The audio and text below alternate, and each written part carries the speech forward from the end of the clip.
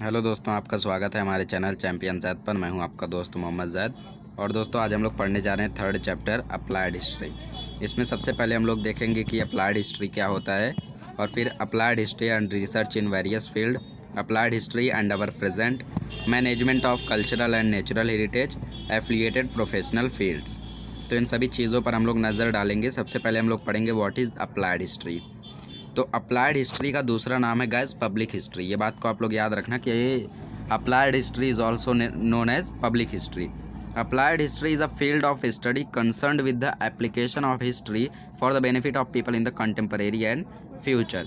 मतलब applied history वो field of study है जो कि लोगों की बेनिफिट के लिए कनेक्टेड हो, कंसर्न्ड हो, मतलब कि उस चीज़ से जुड़ी हुई हो। केयरिंग, कंसर्न्ड आपको एक तरीके से बोल सकते हो केयरिंग, कि हिस्ट्री को अप्लाई करके हम लोग लोगों के लिए किस तरीके से बेनिफिट्स ला सकते हैं प्रेजेंट टाइम पे, कंटेम्परेरी मतलब प्रेजेंट टाइम पे, और फ्यूचर दोनों समय पे हम लोग किस तरीके से ला सकते हैं, उसे हम लोग बोलते हैं अप्लाइड हिस्ट्री। अप्लाइड मतलब application of history for the benefit of people. अब पब्लिक हिस्ट्री जो होता है वो क्या करता है, इवेंचुअली क्या काम करता है।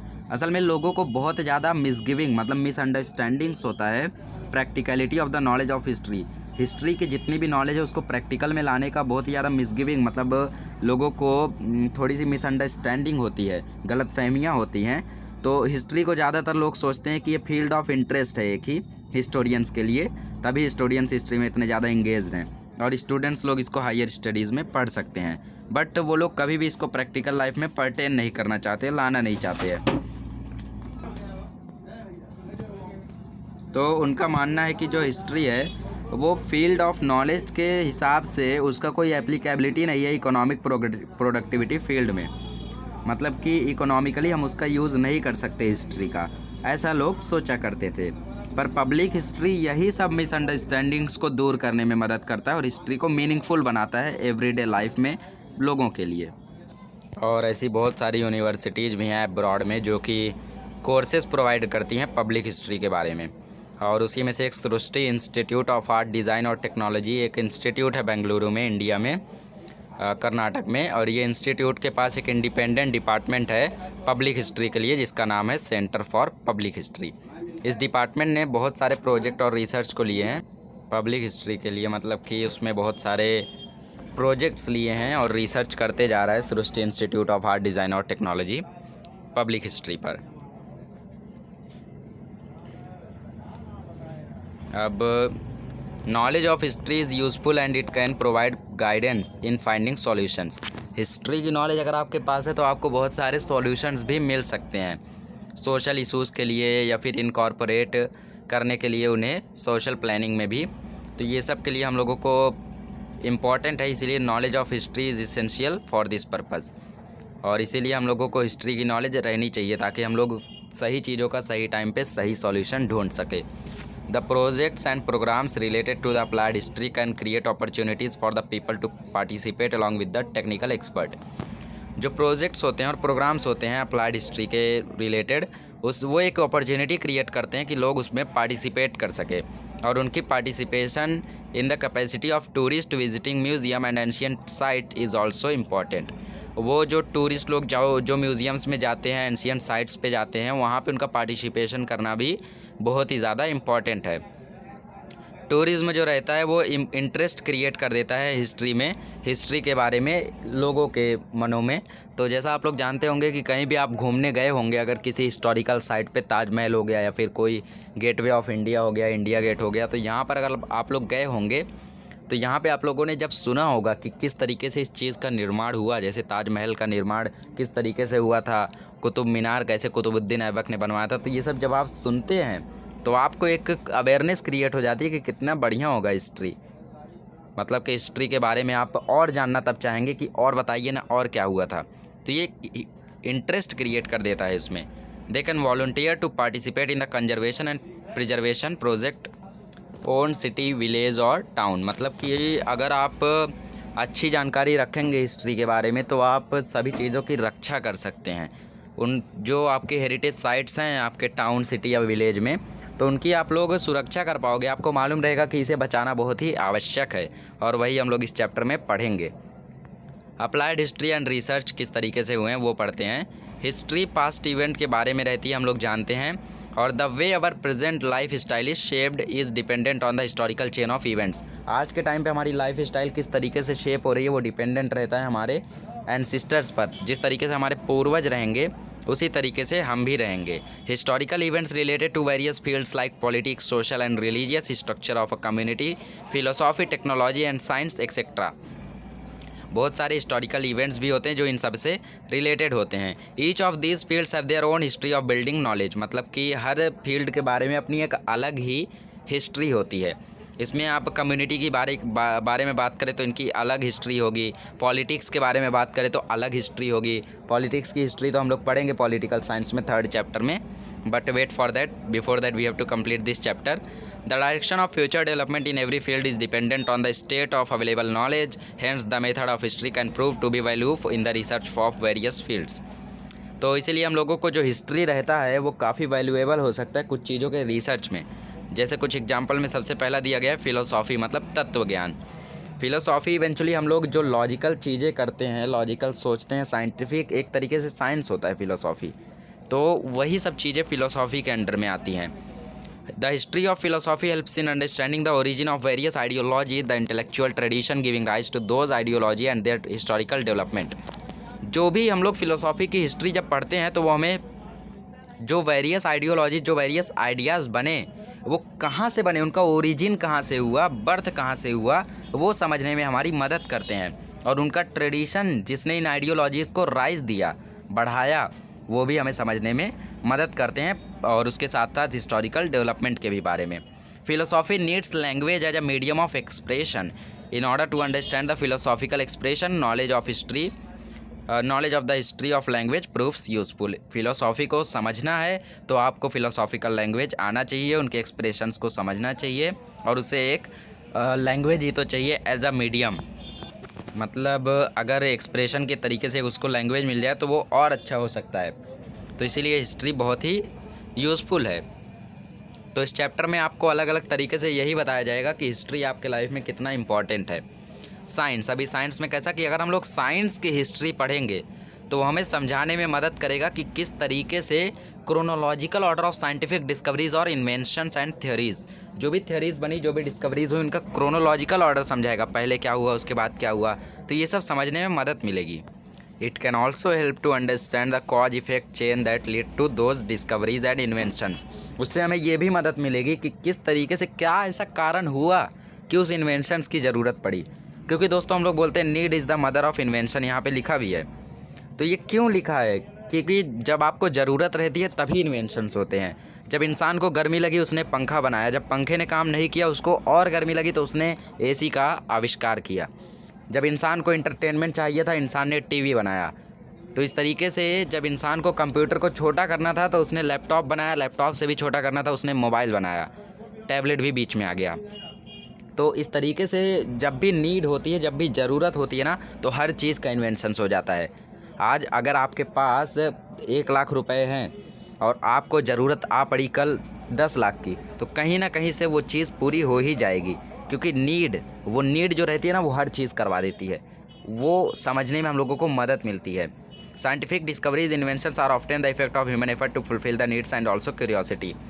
जो भी डिस्कवरीज हुई, इन्वेंशंस हुई, वो ज़्यादातर क्यों हुई? क्योंकि ह्यूमन ने अपना एफर्ट किया ताकि वो अपनी नीड को, क्यूरियोसिटी को फुलफिल कर सके। एक्साइटमेंट मतलब क्यूरियोसिटी का। These efforts are based on already available scientific knowledge. जो भी उसने एफर्ट्स लगाए वो सब किस पे बेस्ड थे? जो कि हमारे पास नॉलेज ऑलरेडी अवेलेबल है। Knowledge of history of science helps in understanding the factor that facilitated a scientific discovery, invention and also it's chronology. तो साइंस की जो हिस्ट्री है उसकी नॉलेज हमें क्या जानने में मदद करती है? क्रोनोलॉजिकल ऑर्डर प्लस उसका इन्वेंशन क्यों हुआ। अब technology, the history of technology helps in understanding the changes and their cause in the field of agriculture production, commodity production, architecture, engineering etcetera. मतलब टेक्नोलॉजी में हमें साइंस जो है टेक्नोलॉजी की वो क्या मदद करती है जानने में कि किस तरीके से चेंजेस आए।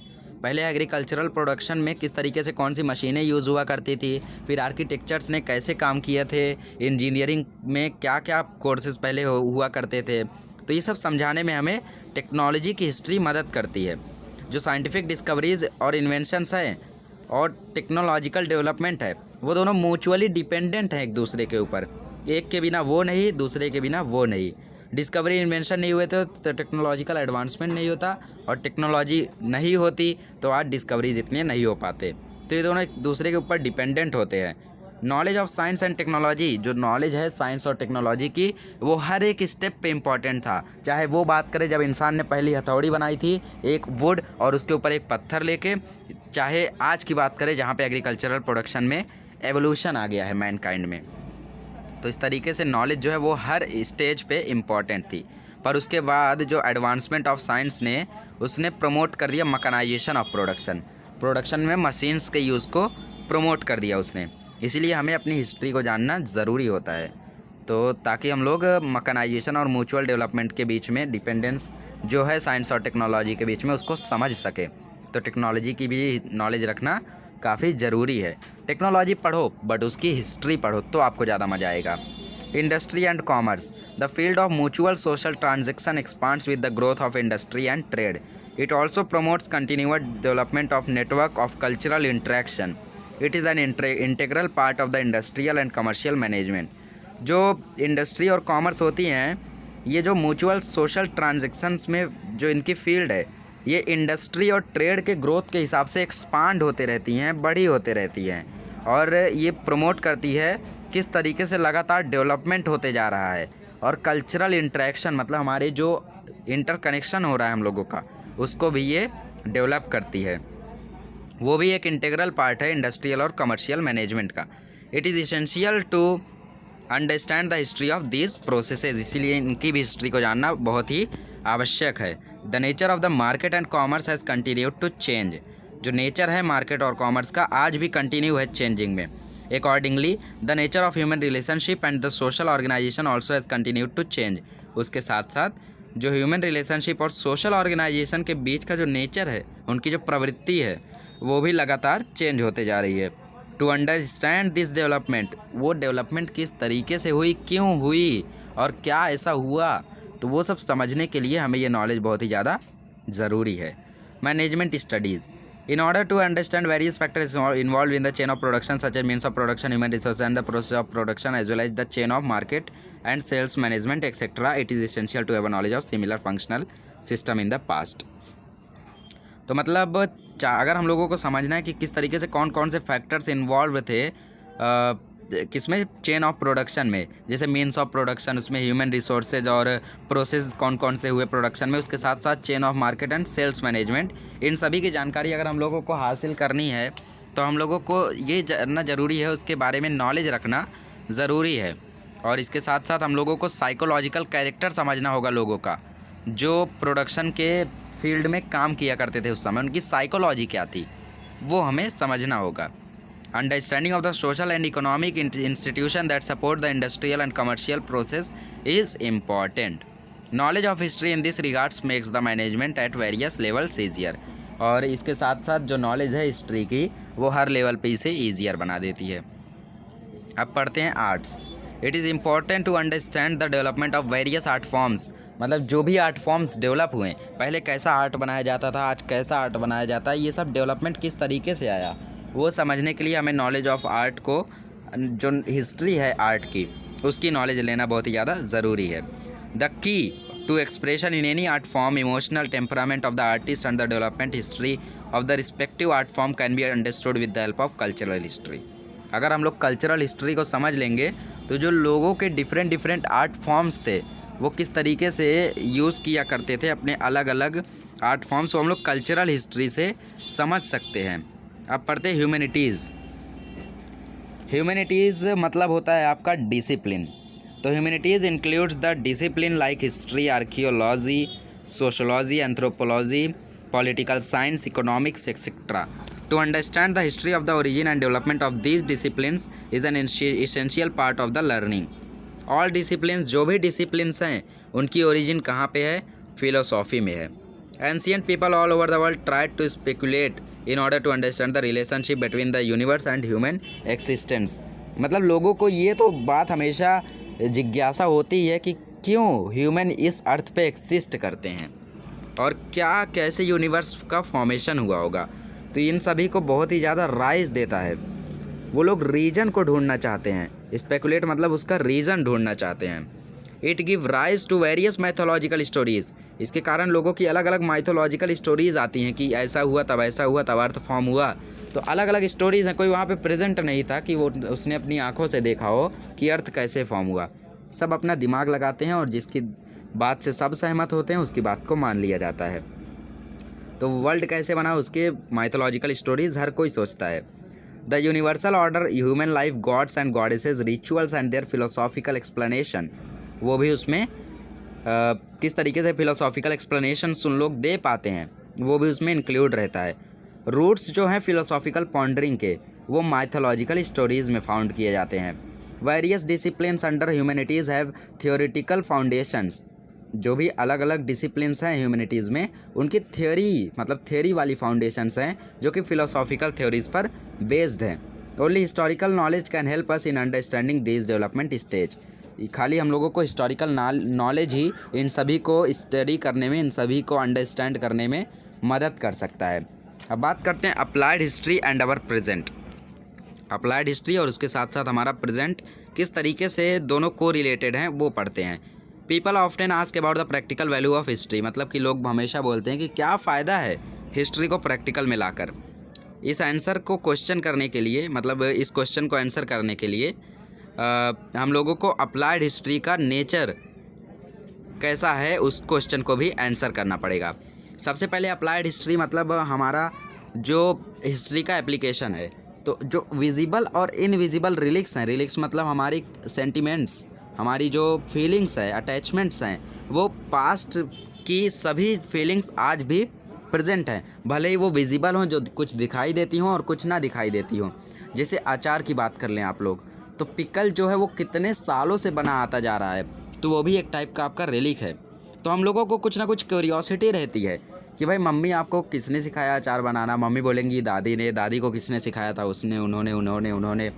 तो कुछ ना कुछ अट्रैक्शन आ जाता है हम लोगों के पास, तो उससे हम लोग बहुत ही ज़्यादा सीखना चाहते हैं हिस्ट्री के बारे में, क्योंकि वो क्रिएटिव थॉट्स को रिप्रेजेंट करते हैं और ट्रेडिशंस को रिप्रेजेंट करते हैं हमारे एंसिस्टर्स की, हमारे पूर्वज की, क्योंकि कहीं ना कहीं पूर्वज भी ये सब किया करते थे, इसीलिए हम लोग आज वो कर रहे हैं। तो ये हमारी हेरिटेज है। It helps in building our identity, उससे हमारी आइडेंटिटी बनने में काफ़ी मदद होती है। History of our heritage links us with our origin, हमारे ओरिजिन से ही वो लिंक करती है। Hence it becomes necessary to preserve and conserve, हमारी जो भी आज की चीज़ें हैं और जो भी हेरिटेज साइट्स हैं, कुछ भी हो, वो कोई रिलिक्स ही क्यों ना हो, तो उसे प्रिजर्व और कंजर्व करना बहुत ही ज़्यादा ज़रूरी है, ताकि फ्यूचर जनरेशन को भी बेनिफिट मिले, वो भी उसे देखे और उसको भी क्यूरियोसिटीज़ हों। Applied history is concerned with the preservation and conservation of our heritage and make it accessible to the people. जो भी हेरिटेज हमारा है, मतलब हेरिटेज हमारी जो खास चीज़ें हैं उनको प्रिजर्व करना और कंजर्व करना, और उसके साथ साथ नेक्स्ट जनरेशन को वो उपलब्ध कराना। तो अप्लाइड हिस्ट्री इसी के साथ कंसर्न्ड है। Heritage management creates opportunities of employment. In brief applied history can be described as understanding of our present with the help of history, मतलब कि हिस्ट्री बहुत सारे एम्प्लॉयमेंट भी क्रिएट कर देता है, कुछ जॉब भी हासिल हो सकते हैं। और ब्रीफ में बोले तो अप्लाइड हिस्ट्री हम लोगों को डिस्क्राइब करता है कि हमारा प्रेजेंट जो है वो हम लोग अपने फ्यूचर से कॉमोमरेट करके, मतलब उसको फ्यूचर के बारे में जो हमारा प्रेजेंट है उसको पास्ट से कंपेयर करके और फिर उसको समझ के हम लोग राइट डायरेक्शन पा सकते हैं अपने फ्यूचर का। मतलब जैसे आपको कोई परेशानी आती है तो आप लोग अपने पापा से पूछते होगे या मम्मी से पूछते होगे कि पापा आपको भी परेशानी हुई थी क्या, स्कूल में आपको ऐसा कुछ हुआ था क्या, तो आपने क्या किया था, आप होमवर्क नहीं करके जाते थे तो क्या होता था। तो ये सब हम लोगों को किससे पता चला, हमारे पास्ट से। वैसे ही हम अपने फ्यूचर को ये बताएंगे, तो इस तरीके से ये कंटिन्यू रहता है ये चेन। अब बात करते हैं कल्चरल हेरिटेज साइट्स के बारे में। तो कल्चरल हेरिटेज दो टाइप का होता है, एक होता है टेंजिबल, एक होता है इनटेंजिबल। टेंजिबल कल्चरल हेरिटेज में इंक्लूड होते हैं buildings, artifacts, manuscripts, sculptures, paintings etcetera. Manuscript मतलब हैंड रिटन स्क्रिप्ट, आर्टिफैक्ट्स मतलब मटेरियल, साइट्स मतलब प्लेसेस, और स्कल्पचर्स मतलब मूर्ति। पेंटिंग तो आप लोग जानते ही होंगे।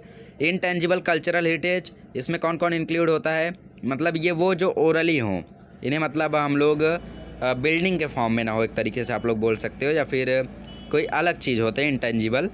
तो इंटेंजिबल में आता है oral tradition and their language, जो हमारे ओरल ट्रेडिशन हमारी भाषा है वो, ट्रेडिशनल नॉलेज, सोशल कस्टम और रिचुअल्स जो फेस्टिवल को सेलिब्रेट करने के लिए होते हैं, आर्ट को परफॉर्म करने का स्टाइल, ट्रेडिशनल स्किल्स और कम्युनिटीज़ ग्रुप्स जो ऐसे ट्रेडिशंस को रिप्रेजेंट करते हों, उनके कस्टम्स और स्किल्स। तो ये सब समझने में हम लोगों को मदद मिलती है। अब पढ़ते हैं नेचुरल हेरिटेज। नेचुरल हेरिटेज जो है वो 3 चीज़ों से जुड़ा हुआ है। फौना मतलब एनिमल्स, फ्लोरा मतलब प्लांट्स, इकोलॉजी मतलब एनवायरनमेंट और जियोमॉर्फिक मतलब जोग्राफिक कैरेक्टरिस्टिक। ये क्रूशियल है फ्लोरा और फौना के लिए, क्योंकि अगर जोग्राफिकल कैरेक्टर्स और इकोलॉजी अच्छी नहीं होगी तो जो फ्लोरा और फौना है दोनों नहीं रह पाएंगे, ना एनिमल्स सही से रह पाएंगे ना प्लांट सही से रह पाएंगे। इसे आप लोगों ने ज्योग्राफी में पढ़ा होगा, नहीं पढ़ा है तो आप लोग 5th चैप्टर मेरा देख सकते हैं ज्योग्राफी का, जिसमें मैंने बताया है कि किस तरीके से वेजिटेशंस पर लोग डिपेंड होते हैं। वेजिटेशन सही नहीं होगा मतलब इकोलॉजी और जियोमॉर्फिक कैरेक्टर सही नहीं होंगे तो फौना फ्लोरा कोई भी नहीं रहेंगे, तो डिपेंडेंट है ये।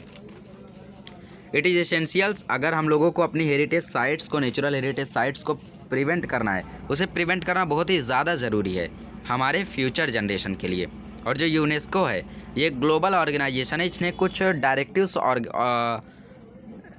अनाउंस किए हैं ताकि वो लोग कल्चरल और नेचुरल हेरिटेज को प्रमोट कर सके, जो अच्छे हैं उन्हें प्रमोट कर सके ताकि टूरिज़्म भी बढ़े और उनका भी थोड़ा फ़ायदा हो। तो इनके जो डायरेक्टिव्स हैं वो हम लोगों को इंग्लिश के चैप्टर में दिया है, 4.4 वर्ल्ड हेरिटेज मैंने पढ़ा है, आप लोग इंग्लिश प्लेलिस्ट में जाके पढ़ सकते हैं। तो वो डायरेक्टिव्स के बेसिस पे इन लोग साइट्स को नॉमिनेट करते हैं और फिर जो साइट सभी डायरेक्टिव्स को मेट करती है, 10 में से एक कंडीशन को फिट बैठती है तो उसे डिक्लेयर कर दिया जाता है वर्ल्ड हेरिटेज। और जो यूनेस्को के वर्ल्ड नेचुरल हेरिटेज साइट्स में है उसमें वेस्टर्न घाट इंक्लूडेड है और कास प्लेटो इंक्लूडेड है, डिस्ट्रिक्ट सातारा का जो कि वेस्टर्न घाट का ही पार्ट है, ये सब इंक्लूडेड है। तो ये हम लोगों को कुछ नाम दिए गए हैं। सबसे पहले Indian tradition declared as oral and intangible heritage. Intangible मतलब कि ओरल हेरिटेज, तो ये रॉन्ग पेयर के लिए आपको आ सकते हैं, तो इन्हें आप लोग याद रखें। 2001 में कुतियत्तम संस्कृत थिएटर है केरला में। 2003 में ट्रेडिशन ऑफ वैदिक चैंटिंग, चैंटिंग मतलब उसका नाम बार बार पुकारना। 2005 का रामलीला जो कि रामायण में परफॉर्म किया जाता है। 2009 में रमन रिलीजियस फेस्टिवल है, रिचुअल थिएटर है गढ़वाल हिमालयाज़ के लिए। 2010 में कालबीला जो कि फोक सॉन्ग और डांस है राजस्थान का।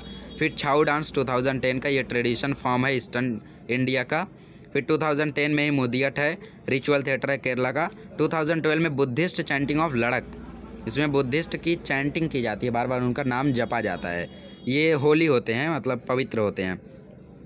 2013 का संकीर्ताना, जिसमें संकीर्तन में हम लोग रिचुअल सिंगिंग करते हैं, डांस करते हैं मणिपुर में।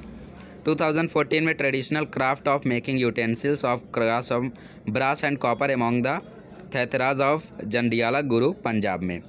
तो ये जो थैथराज है ये नेम ऑफ कम्युनिटी है। थैथराज हम लोग का क्या है, नेम ऑफ कम्युनिटी, एक टाइप की कम्युनिटी का नाम है। 2016 में इंट्रोड्यूस हुआ था योगा, लेकिन ये बहुत पहले से इंट्रोड्यूस हैं दोस्तों। बट इंटेंजिबल और ओरल हेरिटेज में ये कब डिक्लेयर किए गए तब की ये बात हो रही है, वरना आप लोग बोलेंगे कि योगा तो 2016 में शुरू हुआ, फिर तो ये झूठ बात है कि बहुत पहले से ही लोग योगा किया करते थे। नहीं, ऐसा नहीं है, कब डिक्लेयर किया गया वो यहाँ पे दिया गया है। अब वर्ल्ड कल्चरल हेरिटेज साइट्स कौन कौन सी इंडिया में, दोस्तों याद रखें, डू एज डायरेक्टेड में भी आपको आ सकते हैं। 1983 आगरा फोर्ट, 1983 अजंता केव्स, उसी में वेरुल भी, एलोरा केव्स, उसी में ताजमहल भी। फिर 1984 में 2 चीज़ें, महाबलीपुरम के कुछ मॉन्यूमेंट्स और सन टेम्पल। और फिर 1986 में 4 चीज़ें, चर्च जो है गोवा का वो, Fatehpur Sikri group of monument at Hampi, Khajuraho group of monument, और 1987 में एलिफेंटा केव जो कि मुंबई हार्बर में है। और फिर 1987 में ग्रेट लिविंग चोला टेम्पल, 2004 में गंगई कोंडो चोलापुरम जो कि तमिलनाडु में है। 1987 में group of monument at Pattadakal और बुद्धिस्ट मॉन्यूमेंट्स एट सांची 1989 में। 1993 में हुमायूं टॉम्ब, 1993 में कुतुब मीनार, 1999 में माउंटेन रेलवेज़ ऑफ इंडिया जिसमें 3 रेलवेज़ आते हैं, Darjeeling Himalayan railway, Nilgiri mountain railway और कलका शिमला रेलवे। 2002 में जो महाबोधि टेम्पल कॉम्प्लेक्स था बोधगया में वो। 2003 में रॉक शेल्टर ऑफ भीमबेटका। 2004 में 2 चीज़ें, चंपनेर पावगढ़ आर्कियोलॉजिकल पार्क और छत्रपति शिवाजी टर्मिनस मुंबई में, जिसका पहले नाम क्वीन विक्टोरिया के नाम से था। 2007 में रेड फोर्ट कॉम्प्लेक्स दिल्ली का, 2010 में जंतर मंतर, और आपको नाम दिया रहेगा और साइट्स का नाम लिखने आएगा। तो कहीं पे लोकेशन दिया रहेगा और हेरिटेज का नाम लिखने आएगा, तो आप लोग याद रखें इसे अच्छे से। फिर रानी की वाव जो कि गुजरात में है। फिर 2016 में नालंदा महाविहारा आर्कियोलॉजिकल साइट जो है नालंदा में बिहार के। और फिर कैपिटल कॉम्प्लेक्स चंडीगढ़ का। फिर अहमदाबाद जो कि हिस्टोरिकल सिटी है, 2017 में भी उसको भी डिक्लेयर किया गया था, जल्दी की बात है वो। अब नेचुरल हेरिटेज साइट्स ये आ चुका है दोस्तों, 2 मार्क का आया था बोर्ड एग्ज़ाम में, तो आप लोग एकदम केयरफुल रहें। अब 1985 में 3 चीज़ें, काजीरंगा, केवलियो, मानस, ये वाइल्ड लाइफ सेंचुरी है, बाकी नेशनल पार्क है। 1987 में सुंदरबन नेशनल पार्क, 1988 में Nanda Devi and valley of flowers, 2005 में फ्लावर्स नेशनल पार्क, 2012 में वेस्टर्न घाट्स, 2014 में ग्रेट हिमालयन नेशनल पार्क जो कि एक कंजर्वेशन एरिया है। और एक ही है हम लोग का जो कि मिक्स्ड हेरिटेज है, और वो मिक्स्ड हेरिटेज कौन है? खंगचेंडजोंगा नेशनल पार्क, ये हम लोगों का मिक्स्ड हेरिटेज है, और ये कहाँ पे आता है? सिक्किम में आता है हम लोगों का। चलिए अब आगे बढ़ते हैं।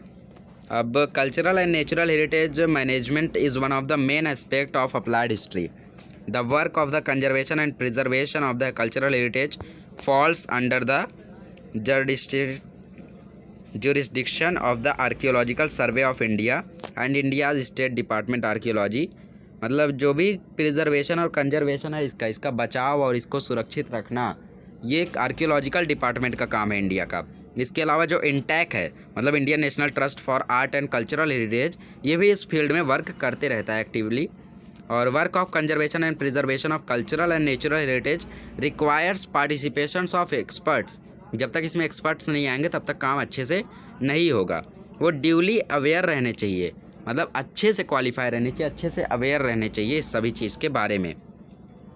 Principal of applied history are useful in creating the awareness among them. 10 यहाँ पे 3 चीज़ें आपको दी गई हैं, 5 चीज़ें। सबसे पहला, the operation necessary for the conservation, preservation and the development of the heritage sites can be handled without causing any change in the original state.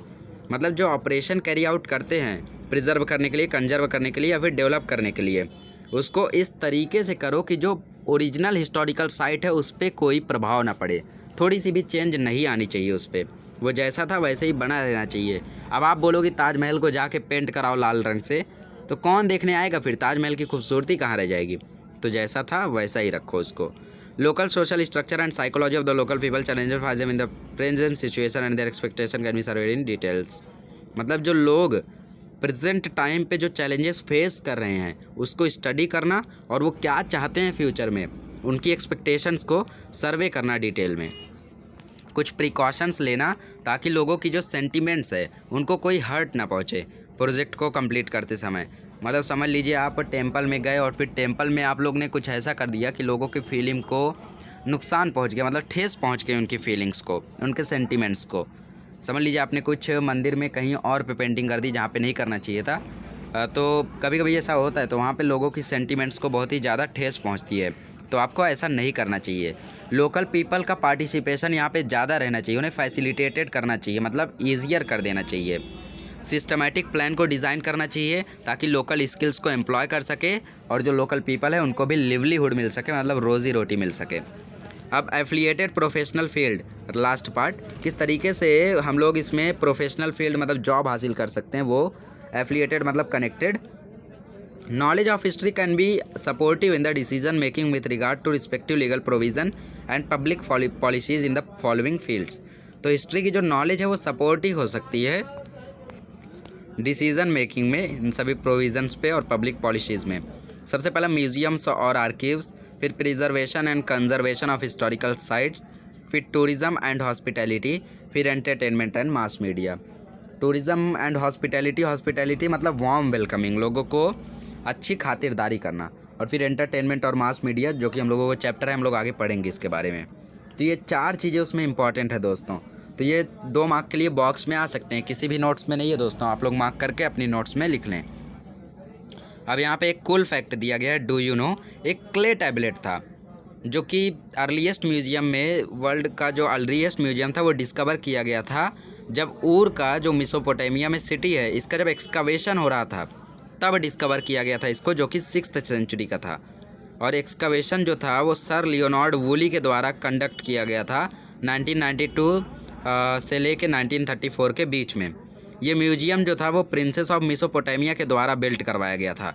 उनका नाम था एनी गैल्डी। वो खुद भी क्यूरेटर थी म्यूज़ियम की, मतलब क्रिएटर थी।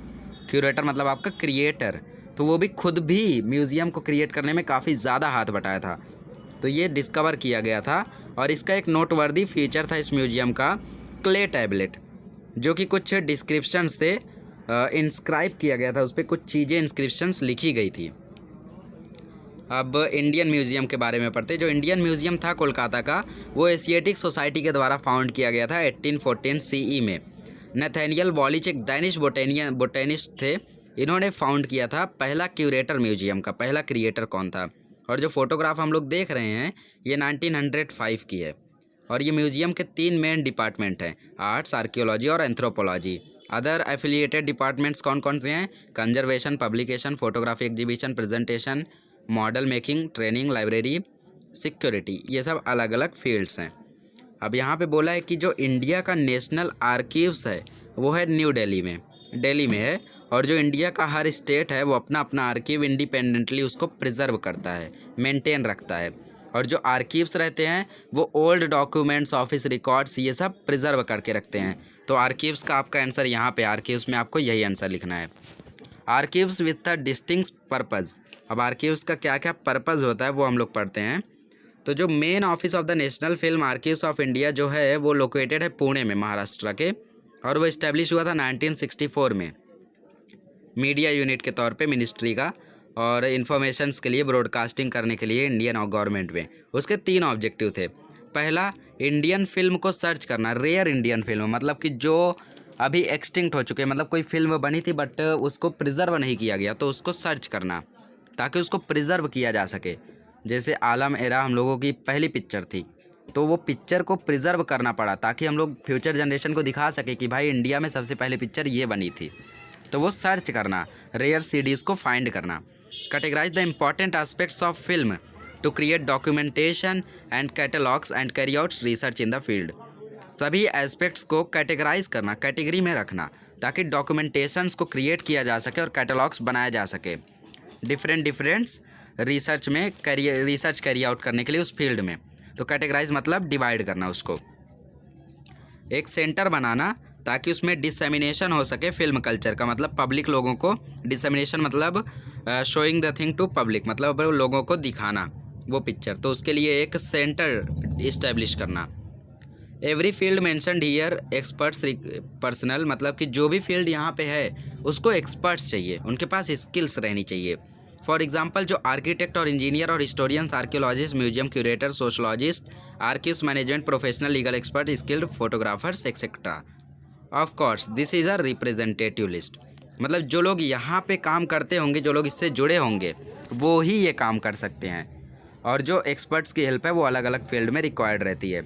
हर एक एक्सपर्ट्स को अच्छी नॉलेज होनी चाहिए एंशिएंट साइंस और हिस्ट्री के बारे में, वरना वो वहाँ पे सही से काम नहीं कर पाएंगे। Projects in the field of applied history can create, जो भी प्रोजेक्ट्स हैं अप्लाइड हिस्ट्री के फील्ड में वो वेरियस अपॉर्चुनिटीज़ क्रिएट कर सकते हैं प्रोफेशनल्स के लिए। इस चैप्टर में हम लोगों ने अप्लाइड हिस्ट्री का रोल पढ़ा पब्लिक ट्रेनिंग प्रोग्राम्स के लिए, जहाँ से हम लोगों ने इंपॉर्टेंस ऑफ हिस्ट्री को समझा कि हिस्ट्री की क्या इंपॉर्टेंस है, सोशल अवेयरनेस क्रिएट करने के लिए, कंजर्व करने के लिए, प्रिजर्व करने के लिए, अपनी हेरिटेज साइट्स को, नॉलेज को यूज़ करके हिस्ट्री की, इन सभी पर्पज़ के लिए, और हमारी प्रोफेशनल स्किल्स को इन्हेंस मतलब उसको डेवलप करने के लिए। तो ये सब हम लोगों ने इस चैप्टर में पढ़ा। It is essential to avoid vandalizing of historic and public places and to ensure that they are preserved for the benefit of future generation. अब लास्ट में एक बहुत ही इंपॉर्टेंट पॉइंट दिया गया है कि आपको जो भी हिस्टोरिकल प्लेसेस हैं उसको अवॉइड करना है, वैंडलाइज करना। वैंडलाइज मतलब उसको ख़राब करना, डैमेज देना, उससे आपको प्रिजर्व करना है। और इसका इंश्योर रहो कि जो भी साइट्स है उसको फ्यूचर जनरेशन के बेनिफिट के लिए प्रिजर्व किया जा रहा है। तो इस चैप्टर में हम लोगों ने अप्लाइड हिस्ट्री पढ़ा, जिसमें हिस्ट्री की इम्पोर्टेंस को पढ़ा। तो मुझे उम्मीद है आपको मज़ा आया होगा, और नेक्स्ट चैप्टर में हम लोग और अच्छे से पढ़ेंगे हिस्ट्री ऑफ इंडियन आर्ट्स।